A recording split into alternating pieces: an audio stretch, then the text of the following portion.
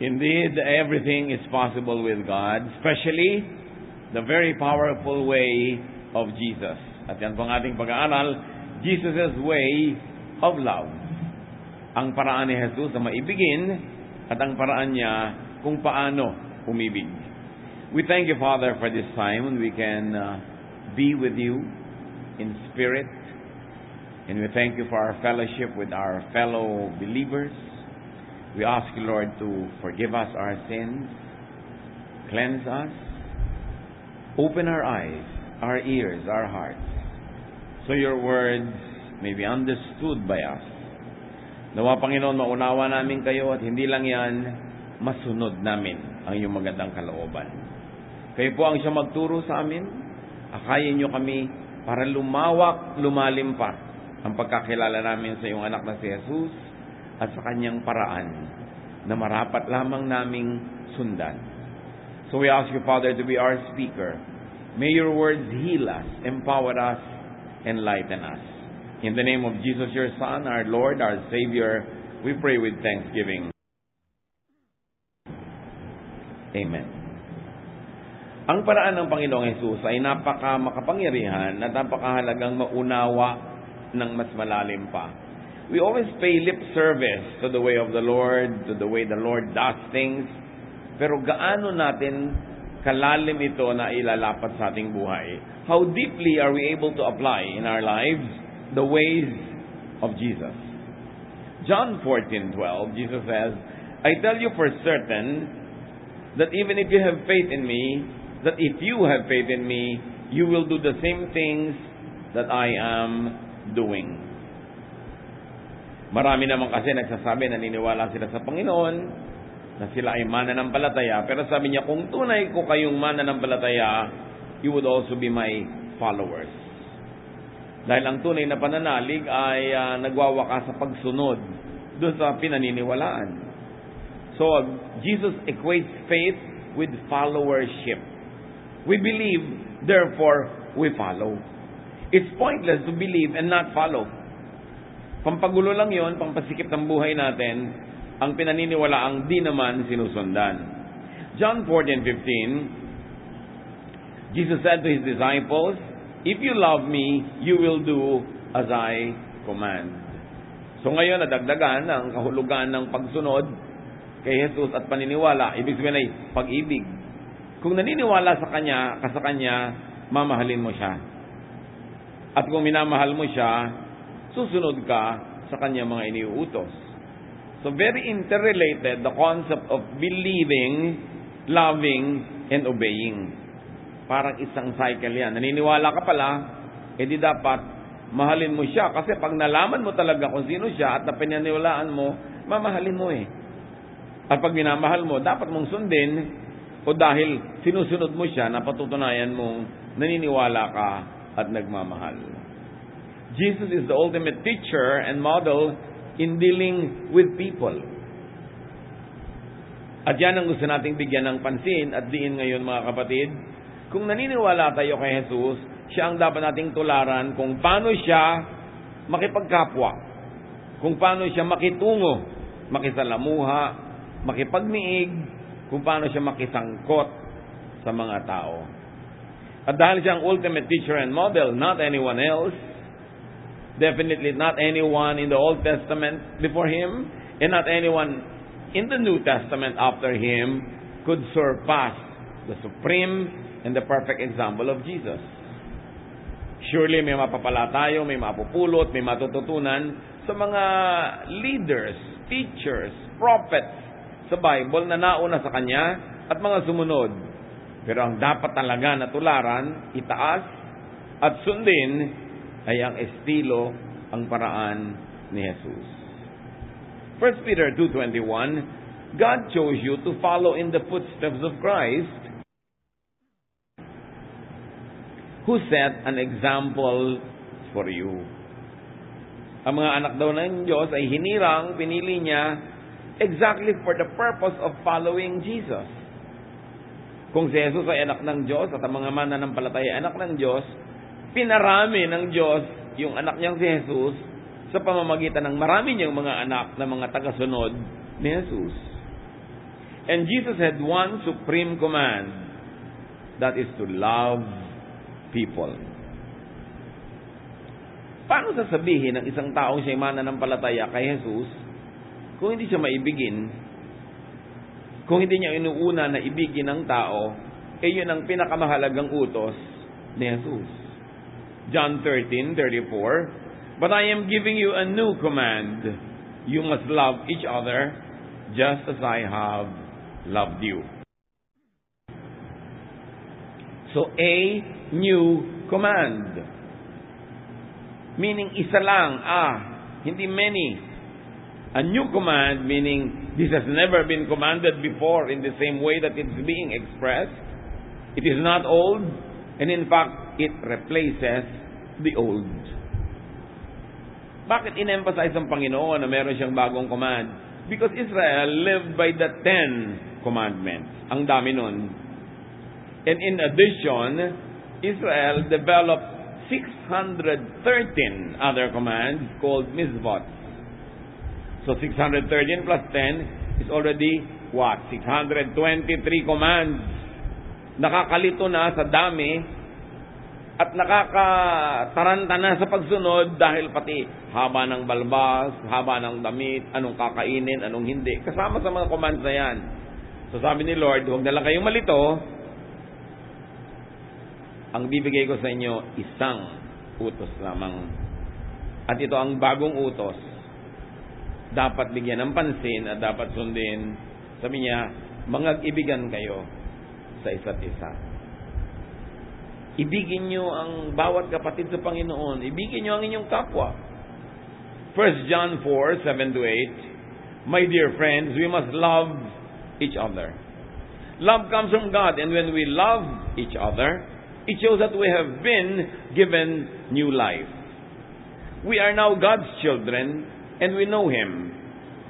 God is love, and anyone who doesn't love others has never known Him." Dito ay nag-echo, umaalingaw-ngaw, pinapakitang muli sa napakalinaw na paliwanag yung utos ni Jesus. At sinabi sa 1 John, dapat tayo mag-ibigan. Kasi ang pag-ibig ay galing sa Diyos. Kung sinasabi mo ikaw'y bine-bless ng Diyos, dapat ang unang blessing na makita sa buhay mo ay natuturuan kang umibig sa kapwa. At nagiging maibigin din at kaibig-ibig pag yang iyong pagkatao. So niya, pag tayo nag-iibigan, ito'y patunay na nabigyan na tayo ng bagong buhay. Tungkol tayo, born again ka ba? Meron ka na bang new life? Meron ka na bang new hope? Ikaw ba'y renewed Christian, etc., etc.? Pero ang patunay daw na meron tayong bagong buhay ay tayo nagiging maibigin. Sabi tayo ay mga anak na ng Diyos at kilala natin siya. Ang Diyos ay pag-ibig. At sino mang hindi umiibig, hindi nakakakilala sa Diyos. Those that love know God. Though they may not know many things like systematic theology, like verses or doctrines, that usually are used to measure one's spirituality. Kuminsan ang nagiging patunay na ikaw nga ay may bagong buhay na sa Panginoon, na nagkaroon ka na ng kapanganakang muli, sa nagiging theology mo, sa mga namememorya mong verses, sa nagiging pagbabago ng inyong anyo, hairstyle, damit, language, taste, what you buy and not buy, what you eat and not eat. But no. This is the way of the Pharisees. This is the way of the religious system of Israel, na patunayan mong anak ka ng Diyos sa pamamagitan ng nakikita at naririnig sa iyo. Pero sabi ng 1 John 4:7-8, ang patunay talaga na ikaw ay may buhay na bago na ikaw ay nga sa Panginoon na, ay ikay maibigin na. The best way to know God is through the way of love. And the best way to make God known to others is also the way of love. In other words, let's not be confused.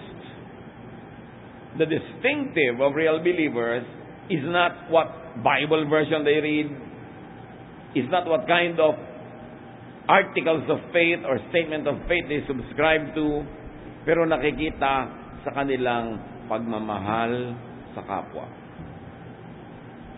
So maraming mga tao, napaka-godly pala nila, sometimes hindi nila alam kasi hindi sila religious, pero very godly because they are very loving. Meron naman mga tao, very religious, pero hindi loving. And basing it on what we have read and studied so far, yung loving, kahit hindi religious, yun ang mas tatanggaping anak ng Diyos. Kasi ang pagkakakilanlan ay ang ating pag-ibig. Those that do not love God, do not know God. Though they may know systematic theology, verses or doctrines, etc., etc. Because love is the distinctive. It is love that makes you different. It is your love, your capacity to love, your willingness to love that makes you identifiably a follower of Jesus. Napapansin niyo ba mga kapatid, na babaligtad pa nga ako minsan yan eh. Pag ang isang tao nagiging very religious, madalas nga nagiging hindi pa siya loving eh. Yes, may love, pero only among the congregation where that person belongs. Pero may hatred sa ibang congregations, may disapproval and merong rejection of what you might call an unbeliever. In other words, walang love. Kumisan nga pag ang tao nagiging sobrang religyoso, doon pa tumitigas ang puso. Dahil iniisip mo, inuutos sa iyo ng Diyos at ikinakalugod ng Diyos na i-reject mo yung iba, hiyain mo sila, huwag mo silang tanggapin, at layuan mo pa nga. This is the way of the Pharisees. Hindi na yata tayo titigil ng hahambing sa pamamaraan ni Jesus at sa pamamaraan ng Pharisees, ng mga religious leaders of his time. And you know why we always do that? Because the ways of the Pharisees always rear its ugly head even in today's Christian churches. Dahil sa halip na si Jesus ang makita mo at maramdaman, madalas ang nararamdaman mo yung presensya ng mga taong hindi talaga nagustuhan ni Jesus ang pamamaraan at mga taong kanyang tinuligsa. Kaya mahalaga, laging sinusuri ang sarili. You always ask, is it loving? Is it the loving way? O ipagpipilitan mo ang doktrina mo, yung paniniwala mo, kahit nagiging unloving ka na. Sabi, ang tunay na kay Jesus, maibigin. At ang hindi maibigin, ano man ang kanyang argumento na siya'y makadiyos, pag hindi siya makaibigin, sabi ng Biblia, hindi niya kilala ang Diyos. Jesus teaches us to forgive. Isa yan na cornerstone teaching ng Panginoon. Because love is to forgive. So you love to forgive. You love people to the point of being able to forgive them. Napapansin naman siguro natin mga kapatid, pag mahal mo yung tao, mas madali magpatawad. Pag iba yung gumawa, sinisigil mo, pero pag mahal mo sa buhay, libre. Kasi mahal mo eh. At sabi naman talaga sa scriptures, love covers a multitude of sins. So love to forgive. Love to the point of being able to forgive. And forgive to love. Cyclical. Mahalin mo para mapatawad mo. At patawarin mo para mamahal mo. O kung nagkasala sa'yo, dati mong mahal, patawarin mo para mamahal mo ulit. In other words, it's not enough to say, I forgive you.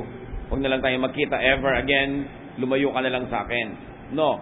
You forgive to be able to love again. Kasi love is the cornerstone of your faith. Love is the distinctive by which you will be known. Therefore, you turn hatred into love. That's why you forgive. That's why you make peace with people. Not only so that trouble will stop, but so that you can begin to love again. And why does Jesus want us to love? One, because people need love, especially when they don't deserve it. Napansin nyo ba na ang tunay na nangangailangan ng pag-ibig ay hindi yung kaibig-ibig? Yung hindi karapat-dapat mahalin, yun talaga mga gutom sa pag-ibig. Kasi una, dahil hindi sila karapat-dapat, wala naman siguro halos nagmamahal sa kanila. So sino ngayon ang mas nangangailangan ng pagmamahal, di ba? Sila. So you love people because they need it. Because that's what Jesus would do. But also, you love people because you need it. We were created by God to love because God is love. So everybody has so much love to give. At pag hindi mo na ibigay yon, parang sasabog na bulkan yun sa loob ng iyong dibdib. Marami tayong pag-ibig na gustong ipahayag, ipadama, kaya dapat buksan natin yung mga avenues. But most of the time, the people that we love hurt us. Whether they know it or not, we get hurt by the people we love. Because when you love people, you're sensitive to them. You are sensitive to what they do and not do. Nagiging maramdamin tayo pag mahal natin ang tao. Kasi ramdam na ramdam mo kung hindi ka kinausap, hindi ka tinext, hindi ka sinusuyo, ramdam na ramdam mo. Samantalang hindi ka man kausapin ng iba na hindi mo man mahal, ano naman, hindi mo naman pinapansin yun. Kaya ang pinakamadalas na maging object ng ating galit, tampo, hinanakit, yung mga mahal natin sa buhay. Ano ngayon ang mangyayari kung yung mahal mo, nasasaktan ka, sinasadya man niya o hindi? Magagalit ka ngayon, o magdaramdam, maghihinanakit. Di ba lugi ka nun kasi merong negative baggage yung puso mo? Na habang hindi mo naman na-i-express yung tunay mong pagmamahal, nahihirapan ka rin. Kaya ang tinuturo ng Panginoon, magpatawaran kayo. Huwag kayong gumamit ng pride sa mga mahal nyo sa buhay because pride makes you sad. Pride separates you from people. Humility connects you with people. Non-forgiveness separates. Forgiving people connects and reconnects. And when there is connection, we all benefit. Hindi ka inuutosan ng Panginoon na magpatawad para ka ipalugi. Inuutosan ka magpatawad para ka makinabang. At para makinabang din ang iyong papatawarin.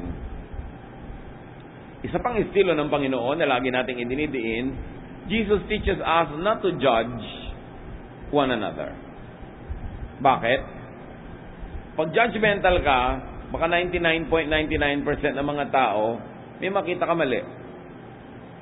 Pag nakita mong mali, maaring mabawasan ang affection mo, o mainis ka pa, o magalit. So, sino na naman ang lugi? Di ikaw. At pag lagi ang nakikita mo yung mali, lumulungkot ka. Na-o-offend. So, para ka sumaya, don't judge other people. At para rin sila sumaya. Kasi marami naman sa atin mga kapatid, hindi naman tayo kontentong mag-judge na tama siya o mali siya. Pag nabigyan na natin ng judgment, usually, we also want to do the next thing, to punish people. Suriin niyo mga kapatid, mahilig ba kayo magparusa? Kasi ang pagpaparusa, kakambal ng judgmentalism. Pag may taong nakagawa sa inyo ng mali, paano nyo pinaparusahan? Mahal nyo sa buhay, kasambahay nyo, meron kayo hindi na gustuhang kilos niya o sinabi niya, paano nyo pinaparusahan? Hindi nyo pinapansin? O sinasaktan nyo ang damdamin niya? Basta tayo mahilig magparusa. At pag nagpaparusa ka, the evil side of you is made happy temporarily. But the good side of you grieves. Remember, inside everybody, there's some bad and there's some good. At pag pinaparusahan mo, tinitiki, sinasadista ang mahal mo. Meron ding bahagi ng iyong puso na nasusugatan at nagdurugo. Kaya nalulugi ka rin. Maaaring may ikinatutuwa ka na nakakaganti-ganti ka, pero kung aminin mo kapatid, ikinalulungkot mo rin yun. tao kasi tayo, nilikha sa wangis ng Diyos. Pag may ginagawa tayong masakit sa ating kapwa, kahit paghihiganti pa nga, dinaramdam din natin. Kadalasan, hindi lang natin binibigyan ng pansin na dinaramdam natin. Kasi gusto nating ituloy yung paghihiganti, yung paggawa ng mali. Pero pag ginagawa natin yon, it is our conscience that suffers. And we suffer in many other ways. So the way of Jesus to love you is to teach you to not judge. It is also the way of Jesus to love others. Kasi mahal din ni Jesus sa mga ginajudge natin, kasi niya, huwag niyo siyang i-judge. At mahal ka rin, kaya ayaw kanya mag-judge. Kasi ikaw mismo titigas ang puso. You will have a tendency to make people suffer after you have judged them. And you will also suffer in the same way. Kaya ang sabi niya sa Matthew 7, 1-2, do not judge, or you too will be judged. For in the same way you judge others, you will be judged. And with the measure you use, it will be measured to you. Do you think that it is only God who will judge you when you judge others? No. When you judge others, you also judge yourself. Kasi nagiging clear sa'yo ang tama at mali.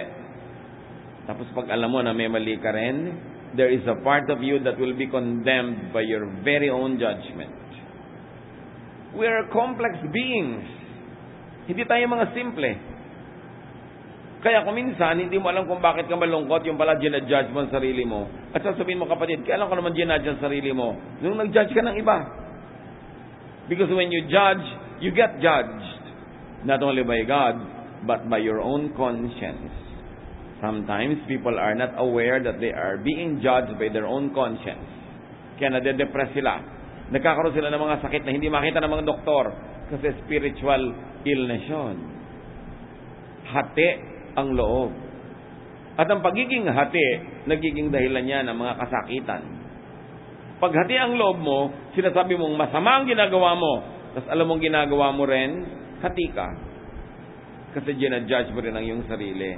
Kaya maraming hindi maipaliwanag na sakit ang tao. Minsan hindi makita sa mga lab test. Pero spiritual illness kasi. At hindi natin laging na-i-connecta na ito yung nanggagaling sa being judgmental.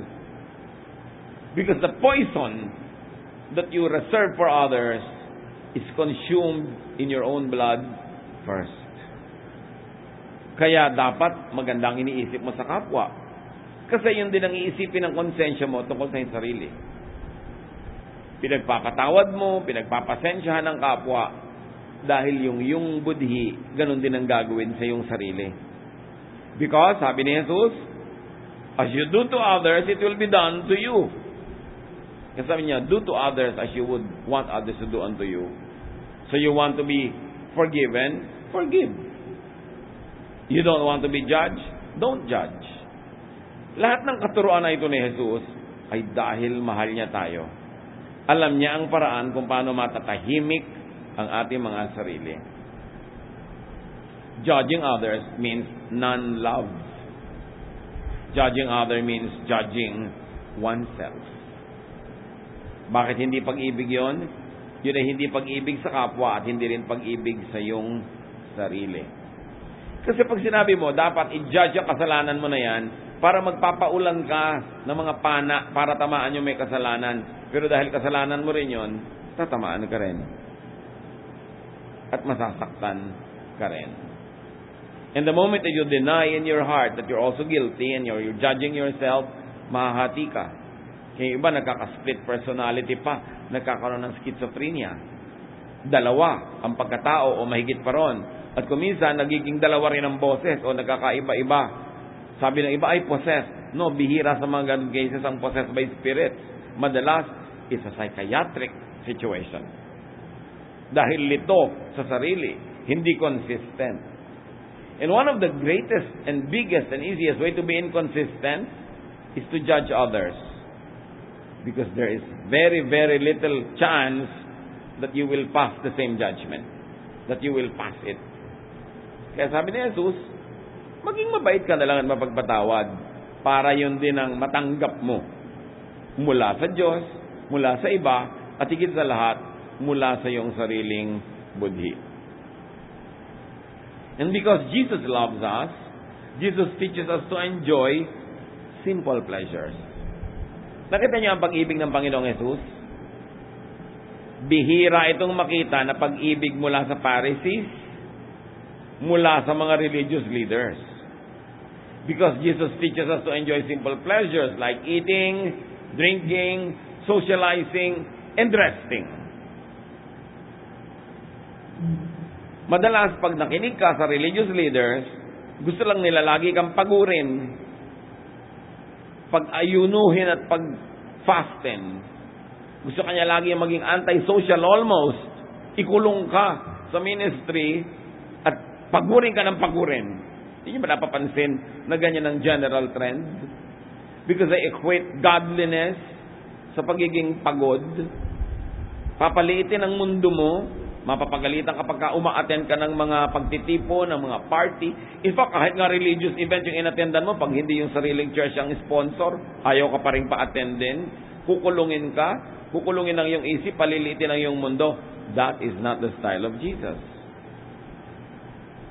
John 2, 1-2. On the third day, a wedding took place at Cana in Galilee. Jesus' mother was there. And Jesus and his disciples had also been invited to the wedding. Needless to say, the Lord went. So what does that tell us about Jesus? That Jesus attended socials. So why will modern day religious leaders prevent God's children from attending socials? When Jesus himself, the supreme example, was always present in many socials. Matthew 11:19. But the Son of Man goes around eating and drinking, and you say, that man eats and drinks too much. He is even a friend of tax collectors and sinners. Yet wisdom is shown to be right by what it does. Nakita niyo ang example na iniwan sa atin ng Panginoong Hesus? Pag niyayaya siyang umattend ng mga social gathering, he attends. At ang naging puna, ang naging pintas sa kanya ng mga religious leaders, sobra daw siya makainom, sobra daw siya makakain, timawa daw siya, matakaw, masiba. No, glutton eh. You're a glutton and a drunkard. That was the accusation. Lasengo daw siya. Sabi niya ganon, at siya pa ay kaibigan ng mga masasamang tao, ng mga makasalanan. If Jesus did this, do you think Jesus would prevent God's children from being nice and friendly even to these types of people that are rejected by the Pharisees? Do you think that when you ask Jesus, pwede po ba ako umattend ng party? Jesus would say no. But 99% of religious leaders would say no. Worldly yan. So itatanong mo sa kanya, sino po ang model? Ang Pharisees. Pero sino ba talaga ang model ng mga mananampalataya? Di ba si Jesus? At pati yun, nagbigay siya ng puwang, nagbigay siya ng freedom. Freedom, of course, is not a license to do just anything you want. Pero pag may pumipigil sa atin, alamin niyo muna kung pumipigil si Jesus o ang Pharisees.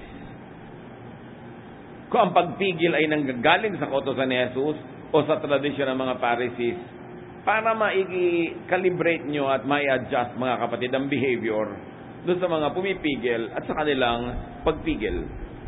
Ano pa mga pinagagawa ni Jesus na hindi nagustuhan ng mga religious leaders? Tulad ng ginagawa ng maraming tao ngayon na laging madidisapprove ng mga religious leaders. But the way of Jesus is the way of love. The way that gives space. The way that allows you to make free choices and be responsible for your choices. Jesus never simplified things into black and white, right or wrong. Maraming mga gray areas siya na pinuntahan at ginawa. At makikita niyo, sabi niya, wisdom is shown to be right by what it does. To be kind, He allowed His disciples to pick fruit and eat it at Sabbath. Na bawal sa law ng mga Pharisees, sa laws ng Israel.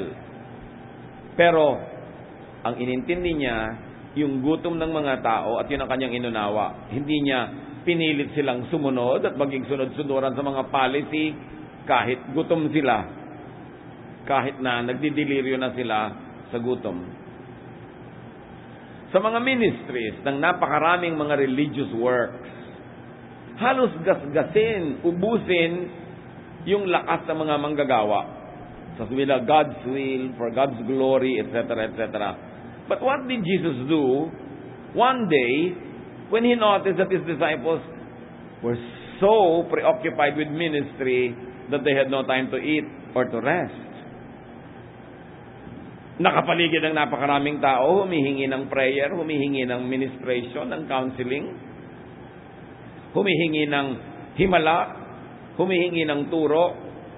Ano kaya ang ginawa ni Jesus? Mark 6:31.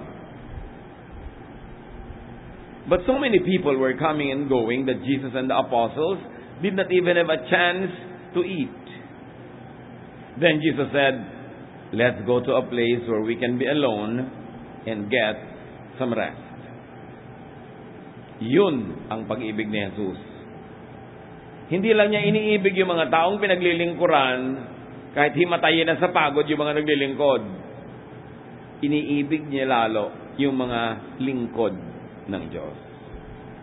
Iniibig niya yung mga naglilingkod, hindi yung laging isasakripisyo ang worker for the sake of the people.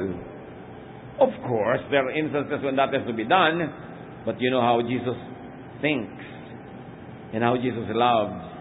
Sabi niya, kahit mamatay tayong lahat dito ng katatrabaho, hindi mauubos ang miniministera natin.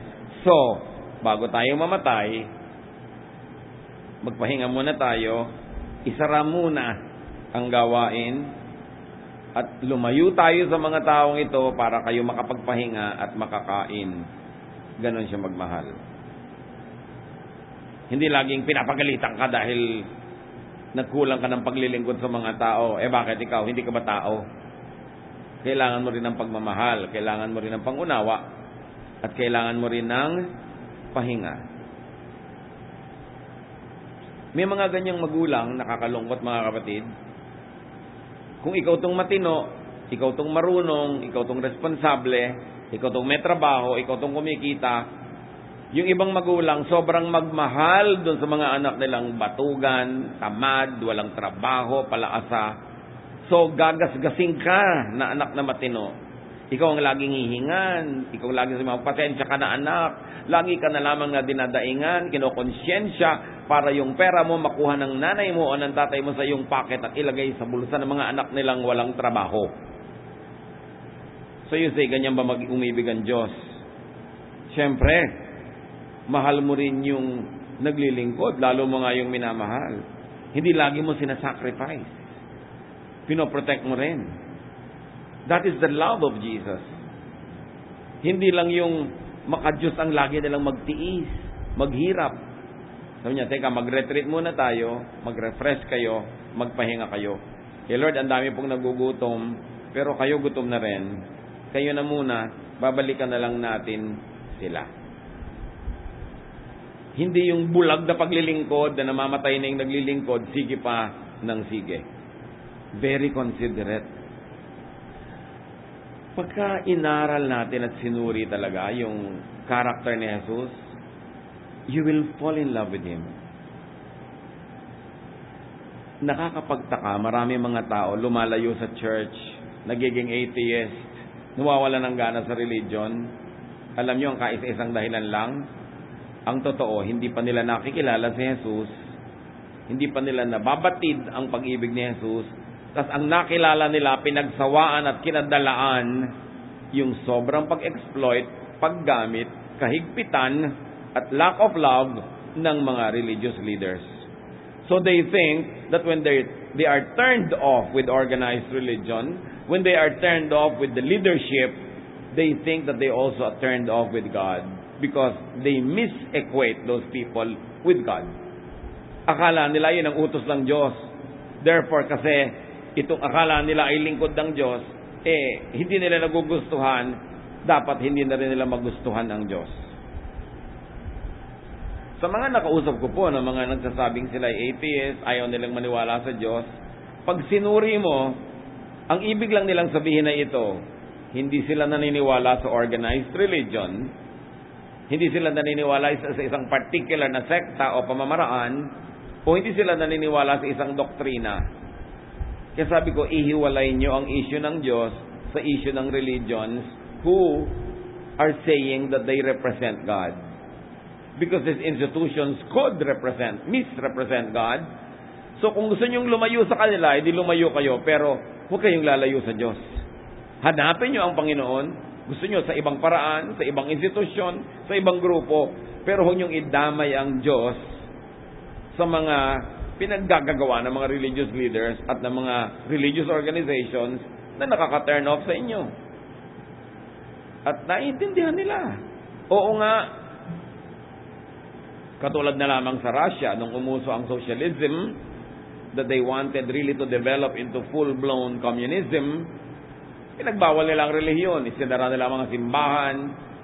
Bakit? Kasi dala sila sa kasaysayan kasi ng Europa at lalong-lalo ng Eastern Europe, ng Russia. Sobrang hirap ng mga tao at ang nagpalala ng kahirapan nila ay ang pagtuturo ng simbahan na magtiis lang lagi at intayin na lang kabilang buhay dahil doon na lang babawi. Napag-isip-isip yan ng mga philosophers at sabi nga nila, lalo ni Karl Marx at ang iba pa mga thinkers, sabi nila, religion is the opium of the people. In other words, they think of religion as just a tool of the powers that be, meaning yung sa buwatan ng hari at ng simbahan, ng palasyo at ng simbahan, para panatilihin ang mga tao, huwag silang mag-alma, huwag silang mag-alsa, at patuloy na makinabang yung dalawang powers, yung palace at yung church. So in reaction to that, socialism rejects religion. Pero nakilala ba nila talaga yung Diyos? Nakilala ba nila talaga ang Ama sa pamamagitan ng pagpapakilala ni Jesus? O ang nalaman at nakilala nila tungkol sa Diyos ay baluktot dahil ibinigay sa kanila ng relihiyon na nami-misrepresent ang pag-ibig ng Diyos? Kaya dapat paghiwalayin ang mga issues na ito. According to the example given by the Lord, everyone must have and must be given space and time to rest. Everyone must be given a chance to be alone to be able to rest well. Hindi na kailangan pag-usapan o botohan pa kung sila ba ay magpapahinga, sila ay kakain. Kaya mga kapatid, kung kayo nagpapahinga, may mga time na kayo ay naglilingkod sa Panginoon pero kailangan nyo ng pahinga, kailangan nyo ng break, hindi na kailangan humanap ng reason or excuse or justification. Kung magpapaalam kayo sa inyong ministry at sa inyong magpapahinga muna ako ng 2 months, you don't have to feel like a sinner. And you must not be treated like a sinner. Hindi na kailangan ipaliwanag pa o kailangan mo ng pahinga. O sige, gusto ng Panginoon magpahinga ka. Huwag mo lang sobrang habaan. Magpahinga ka, ibig sabihin, habulin mo yung hininga mo at pag nahabol mo na, get back to the ministry. Get back to where you belong. At ang nakita natin na personalidad ng Panginoon was that He was a very sociable person. Jesus grew in wisdom and stature, in favor with God and with men. He was socializing. Hindi niya ikinulong ang kanyang sarili, inalayo sa mundo para huwag siya magkasala. Talagang nakihalubilo, nakipagmabutihan siya sa mga matatawag na makasalanan. Sabi niya, I came to seek and to save the lost. Siyempre, hindi naman siya nakisama, pero siya ay nakihalubilo. Bakit siya nakihalubilo? Because socializing is premised on loving. It is premised on giving to and not judging others. Yung pagiging sociable ng Panginoon is a direct contrast to the separatist attitude of the religious leaders. Alam niyo ba na mga religious leaders of Israel noong panahon na yon, kung ang araw ay nakatagilid, hindi tanghaling tapat, na sa anumang angle ay pag tumama sa isang bahay, yung bahay ay magkakaanino doon sa kalsada, sa maliit na lansangan. These religious leaders will never pass by a street with the shadow of the house of a sinner. Hindi sila papayag na maglakad na mapalagay sa anino ng bahay ng taong itinuturing nila makasalanan. Ganun ang paghiwalay nila. Pag unclean ka, hawiwalay ka. Ang konti-konti nang pwedeng makisalamuha sa kanila. Yun ay binasag ng Panginoon. Hinayaan niya ang babaeng dinudugo na humawak sa kanya, bawal yon. Hinawakan niya ang isang bangkay at binuhay, bawal yon. Pumunta siya doon sa lalaking inaalihan ng maraming masasamang espiritu na nakatira sa mga libingan, bawal pumunta doon kasi magiging marumi ka. Hinayaan niya ang kanyang mga disipulo na kumain ng sa Sabat. Nagpagaling siya ng mga may sakit sa Sabat, bawal yon. Ang dami. Ipinakita ng Panginoon, sobrang daming bawal sa buhay nyo. Hindi na pag-ibig ang natatanggap nyo. At pagka in-implement nyo lahat yung bawal na yan, hindi na rin kayo magiging maibigin. Kaya sabi niya, ang totoo, isang batas na lang ang isa-isip nyo, isa-puso at gawin. Love one another. Pag in-analyze natin ang behavior ng maraming tinatawag na born-again Christians, they always talk about the love of Jesus, but it is not always clear if they understand it. They always say you are saved by grace, not by works. But it is not clear if they understand it. Because if you're going to simplify the way many Bible-based evangelical Christians deal with what they call sinners or the unsaved, parang ganito. Kaibigan, tanggapin mo si Jesus bilang Panginoon tagapagligtas. Hindi mo kailangan ng good works. By grace ang salvation. You are saved by grace through faith. So huwag ka na magpasa ng krus. Huwag ka na maghampas sa sarili. Hindi mo kailangan may i-observe na diet o whatever para ka maligtas. Pumikit ka, manalig, manalangin at magpaligtas because you are saved by grace. Gusto mong gawin natin, gawin natin. And then ililid nila sa prayer yung tao. At pagkadilat, sasabihin nila sa tao, ngayong saved ka na. Hindi na by grace. By works na. Kailangan, di mo to gawin, di mo to kainin, ito isuot mo. Ibinalik lang nila doon sa works. Pero hindi nila yung napapansin. Kasi ibinabalik nila yung tao to be bound by so many laws, so many restrictions, na tinakpan na nga ni Lord ng isang utos, love. Forgive. Love and forgive. Kaya in real life, parang pinadali mo dun sa tao na tanggapin si Jesus at pagkatanggapin ka sabi mong, uy, topo-topo. Ngayon, kailangan pagsikapan mo na i-maintain yung salvation mo. At tuwing nakikita kita nagkakamali, i-re-rebuke kita because open rebuke is better than secret love. Pag may mali ka, ipupulpito ka, ilalagay sa bulletin board ang iyong pangalan, lilitisin ka ng ating board of elders. At kung napatunayan nagkamali ka, tatayo ka sa harap ng kongregasyon para admitin mo sa lahat. So, nasan yung grace? Dapat nating unawain na pag nagtuturo tayo ng grace ni Jesus, you teach it before people accept Him as Savior and Lord, and you continue to implement it when they are already saved by grace. Hindi sabi mo, New Testament na ngayon, love na, pero pagkatanggap, back tayo sa Old Testament. Plus, many other New Testament situations and mga pagbabawal na dinevelop ng church when Jesus went back to heaven. Suriin kung talagang papangaraan ni Jesus ang pinapairal natin o akala lang pala natin. At binigyan tayo ni Jesus ng hindi nakakalitong patakaran. Pagkilala mo ang Diyos, umiibig ka sa Diyos, anak ka ng Diyos, maibigin ka. Hindi lang sa emosyon o damdamin, maibigin ang iyong methods, maibigin ang iyong systems, maibigin ang iyong policies, ang iyong mga rules and regulations, pawang maiibigin. In other words, hindi ka nabubuhay sa takot yung mga mananampalataya na baka sila maparusahan, baka sila mabisto, baka sila mapag-usapan, baka sila ma-reject na naman.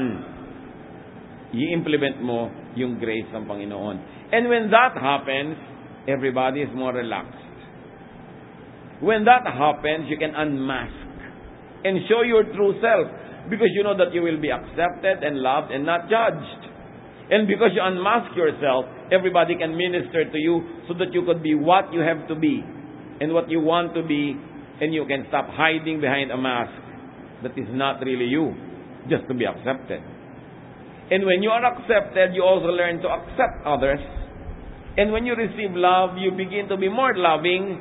Then you begin to be a congregation of true followers of Jesus. At sabi sa Book of Acts, nung naramdaman ng lahat yung ganong pag-iibigan, and they were always praying, eating together, praising God, the Lord added to their number daily those that were being saved. Saved from hell? Yes. But saved from what else? Saved from judgment of fellow believers. Saved from needless guilt. Saved from having to be hypocritical. Saved from having to hide your true heart. You are set free, you are released, and therefore, you rest. You are restful. At sabi yan ng Panginoong Jesus, "Come to me, all of you who are tired and heavy laden." Tired with what? Tired of all the burdens that religion imposes on you. Tired of hiding. Tired of pretending to be okay, because when you say you are not okay, you will be judged. Sabi niya, "Come to me, all of you who are tired and heavy laden, and I'll give you rest." And how does Jesus give rest? By not judging you. By accepting you unconditionally, and by healing you and getting you well on the way to recovery, to grow from glory to glory. And how else does Jesus give rest? By telling you not to judge others. Kasi pag judgmental ka, hindi ka mapapahinga. Hanap ka ng mali ng iba. Kwenta ka ng kwenta. Tuos ka ng tuos. Bilang ka ng bilang ng mga kasalanan nila. Paano ka mapapahinga nun? Sabi niya, "Come to me, those of you who are heavy laden, and I'll give you rest.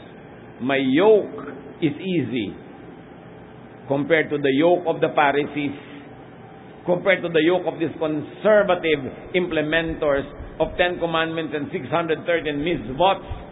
So niya, kahit anong gawin nyo, di nyo yan masusunod. Kulang at kulang kayo. Guilty at guilty. Nasa ng rest doon? "Come to me, I'll give you rest. My yoke is easy. My burden is light." Paano nyo malalaman kung ang reading of a verse and the interpretation of a verse is correct, is in the spirit of Jesus? Ang effect nun sa inyo, light. Magaan. Hindi yung sakal na sakal ka. Sikip na sikip. Pilit na pilit. Napipilitan lang. Light ba yun? You know it's not light. Therefore, you know it's not the way of Jesus. Because His way is easy. His burden is light. Sabi niya, "Come to me, and you will find rest for your souls." Yun ba ang nararamdaman natin bilang anak ng Diyos? Dapat yun. Hindi yung laging kulang, laging guilty. Jesus took away our infirmities as far as the east is from the west. He separated our sins from us, not of our own doing, but because of the deeds of Christ on the cross. It is the love of God that makes us good and looks good. It is not our own achievement. That works before salvation, and very importantly, it works after salvation. So matapos makakilala sa Panginoon, don't go back to the old system of guilt, of judgment, of difficulty, of hardship. Kaya gagaan. Hindi dahil talagang madali, kundi dahil pinadali ng Panginoon because of His unconditional love. He was called by His critics a glutton and a drunkard. Can you imagine that? It means He was really going around eating and drinking. When will we ever know and accept that? Because many Christians have become so Pharisaic and conservative that they deny even these verses. Hindi naman siguro, baka naman tubig lang yan. Ayaw mo kasing tanggapin because you were conditioned by religion already to demonize socializing. That even the verses are clear, many people will not accept it, and they will insist on the other, less restful and more judgmental reading of the verse. The first recorded miracle of Jesus was turning water into wine. It was not even healing a sick person. It was turning water into wine so that the party and this wedding reception will not be interrupted just because there was no more wine. Ganun siya kabait. Ganun kahalaga sa kanya yung enjoyment ng mga tao. You know, the people of Israel, especially during the time of the Lord, 99.99% of them were dirt poor. Because the economy was enjoyed only by the Roman colonizers and the local elite, the political and the religious elite. Nasa kanila lahat ang pera at kabuhayan, and everybody else was a slave for a free person but working like a slave. So when they have a wedding and people are having fun and they're eating and drinking, Jesus will not allow it to be interrupted in kindness to these people who work so hard and get so little from life. Ganun siya kabait. How do we translate that into life? Alam natin maraming problema tao. Maraming mahal sa buhay na may sakit o namamatay o namatay. Maraming utang. Maraming pangamba. Tapos nagkakasiya-siya sila ngayon, mangingil-joy ka ba? Ganyan ba tumawa ang Christian? Pasalamat ka nga, napapatawa pa siya. Nare-relax ang katawan, sumasaya. Tapos kikil-joyan mo. Pamisa-misa lang makabili yung tao ng damit na pinapangarap niya. Sasabihin mo, anong damit mo? Nagsusuot ba ng ganyan ng Christian? Sabi mo, oo, Christian ako, suot ko to. Therefore, sinusuot to ng Christian. Anong problema mo? Ang dami kasing church bullies. Ayaw kanilang sumaya. Yung mga taong sobrang mga istrikto, sobrang mga mahihigpit, pasusungit, madalas tingnan nyo, wala lang silang love life. So gusto lang magdusa din yung iba, naiinis sila sa masaya. Subukan mo magkaroon niya ng papa. Ang mama. Biglang sumasaya, hindi ka pinapansin pag masaya ka. They are so miserable that they want to inflict their misery on everyone else. And aren't many religious people really miserable?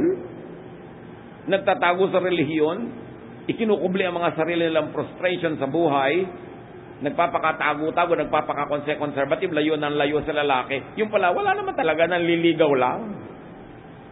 So para huwag na lang mahalata, layo na lang ng layo. At pagka ikaw maraming manliligaw, mainit ang ulo sa'yo. Kukurot-kuroting ka, sisimangutang ka. Di ba gano'n ang mga old maid natin, mga tita, ang hihigpit, subukan mo magka-boyfriend yan, luluwag. Hindi naman lahat. Pero maraming gano'n. Many people are so miserable that they want to inflict others with the suffering that they suffer. Kaya sabi ni Lord, don't be like that. Relax. Learn to love. Learn to enjoy the moment. Because when you are enjoying the moment, when you are rested, when you are well-fed, you become kinder. You become nicer, not only to yourself, but to others as well.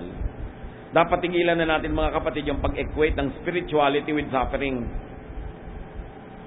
Nauso kasi yan yung monasticism, nauso yung mga self-denial ng mga 2nd, 3rd century.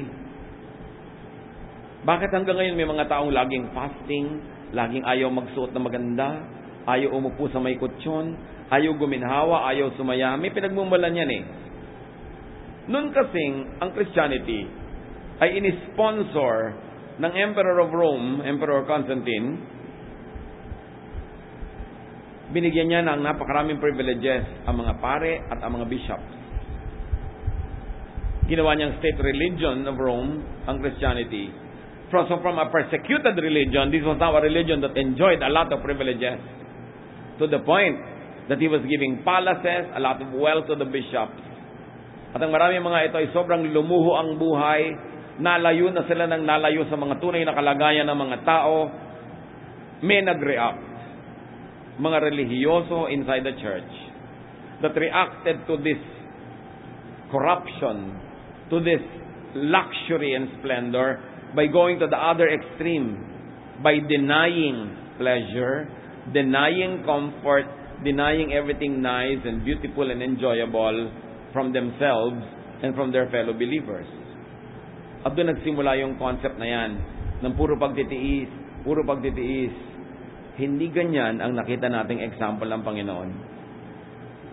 He socialized, He mixed with people, He was there in their events. At may mga churches pa, mga kapatid, nagtatanong sa akin sa Facebook ang mga member,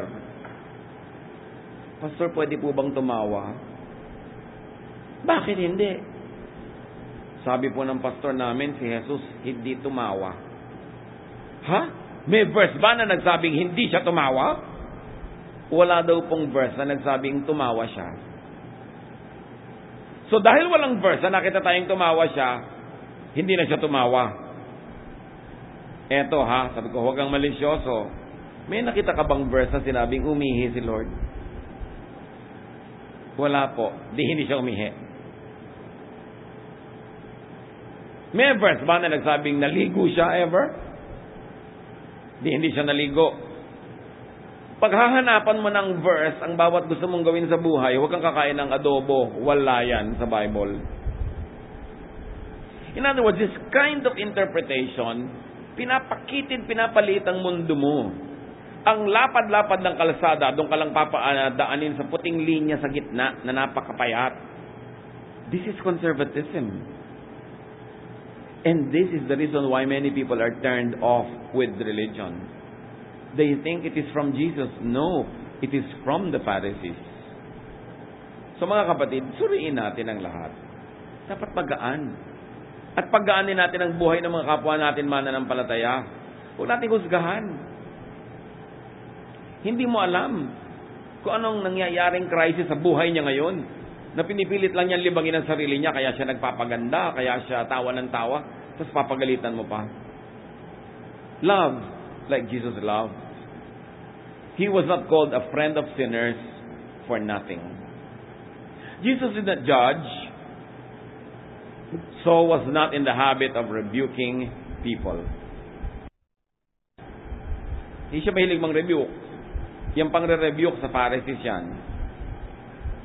Yung open rebuke is better than secret love is wrongly read and wrongly applied.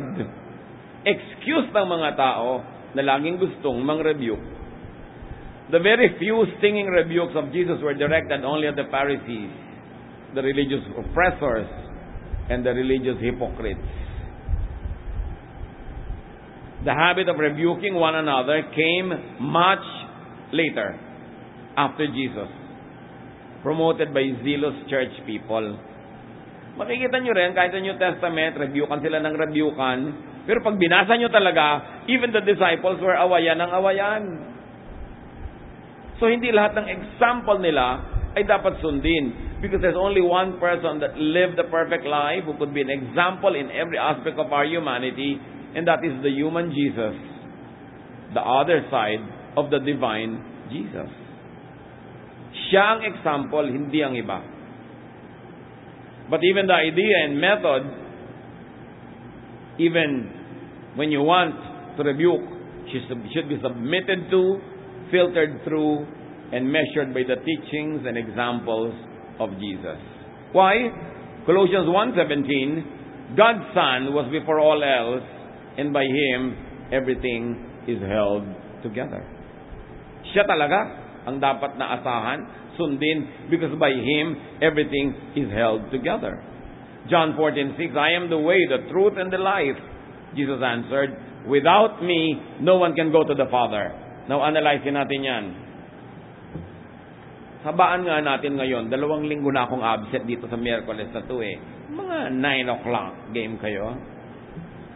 Magsasara na yung tricycle patungo sa village nyo, no? I am the way, the truth, and the life. Jesus answered, without me, no one can go to the Father. What does that really mean? The usual reading is, without Jesus, you cannot go to heaven, you cannot be saved from hell. Yes, that is a very good reading. But there are many other layers of reading. Because to say the Father also means heaven, which means a heavenly life, the reign of peace and contentment and happiness and rest in a person's life, whether or not nandito pa siya o nasa kabilang buhay. So ang sinasabi ni Jesus, one, kung hindi sa pamamaraan ko, hindi kayo maliligtas mula sa impyerno at hindi kayo pupunta sa langit. Okay. Number 2, kung hindi sa pamamaraan ko, hindi nyo matitikman ang langit sa buhay na ito. Hindi ninyo mararanasan ang tunay na presensya ng Ama. Hindi kayo mapapahinga, matatahimik, sasaya, gagaan.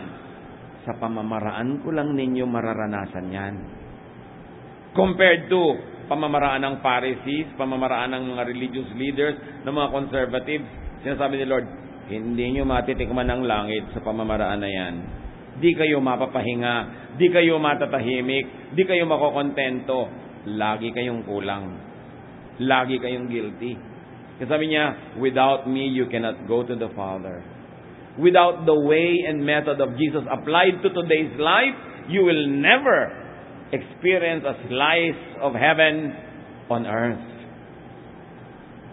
But if you apply the teachings and the methods of Jesus, kahit nandito pa kayo, wala pa kayo sa langit, wala pa kayo sa kabilang buhay, di ba ang prayer? Mapasa amin ang kaharian mo, thy kingdom come.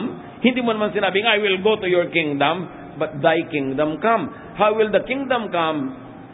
When the reign of God is felt in your life today. Meaning the style and method of Jesus is your style, and you benefit from its style. Heaven comes down to you. You taste heaven. Pinaghaharian ka ng Diyos. Kaya ang sabi ni Jesus, pag sinabing nandun ang kaharian ng Diyos nasa labas, nandun, huwag kayong pumunta. Sabi niya, the kingdom of heaven is not here or there. It is within you.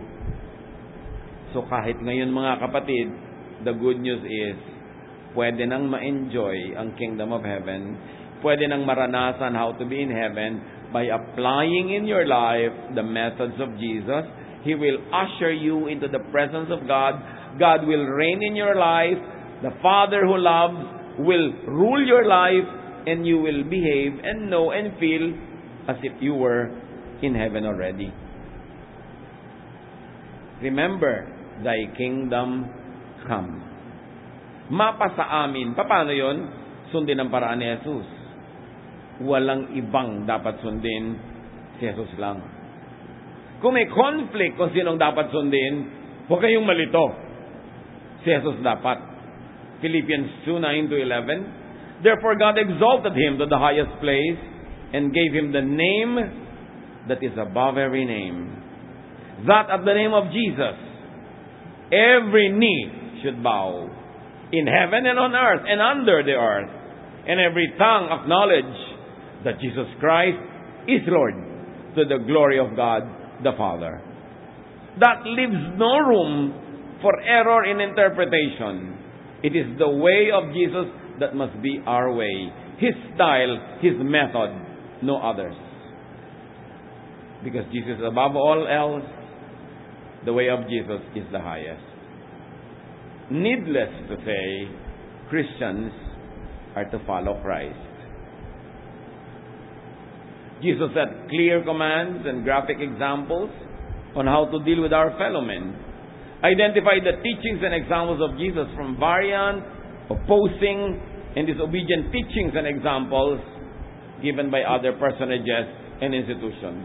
Hindi lahat ng teaching na sinasabing Christian siya, hindi lahat ng teacher o grupong sinasabing Christian sila ay paraan nga ni Christ ang pinapairal.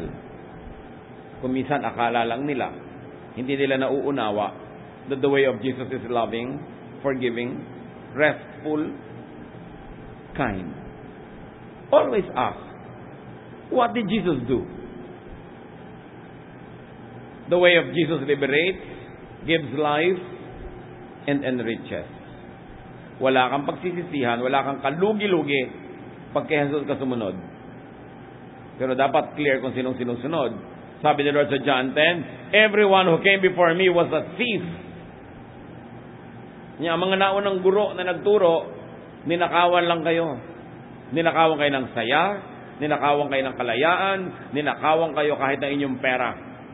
Sabi niya, my sheep hear my voice, and they follow me. Linawin natin kung kanino tayo sumusunod. In loving people, what Jesus did then guides us to what we would do now. under similar circumstances. Choose the way of peace. Choose the way of love. Choose the teaching and example and way of Jesus. And heaven will come down, if not to everyone on the planet, at least into your heart. Jesus is the way to the Father. Salamat, Panginoon. Dahil mahal na mahal niyo kami, hindi niyo kami pinabayaan, at ang aming mga ninuno na sumunod lang sa mga nakagawian at narinig na nila, ipinadala niyo si Jesus para ituwid ang mga likong katuroan. Ipinadala niyo si Jesus para maging liwanag, maging sa dilim ng mga religious practices. Ipinadala niyo siya para kami ibigin, para kami pagharian ng inyong pag-ibig, at maipadama sa amin kung gaano niyo kami kamahal. Salamat, Ama. Turuan niyo kaming maunawa ito, maipamuhay, at nawa bilang ganti sa inyong pagmamahal sa amin, maging mapagmahal din kami sa aming kapwa. Hindi mapanghusga, hindi mapanuri, kundi maibigin at matulungin. Pagbulay-bulayan natin, mga kapatid, ang practical application ng mga ito sa ating buhay. Lord, in silence, as your people bow our heads before you, continue to teach us how to apply this in our dealings with real people, in our real lives. Be alone with the Lord for a while in silent reflection.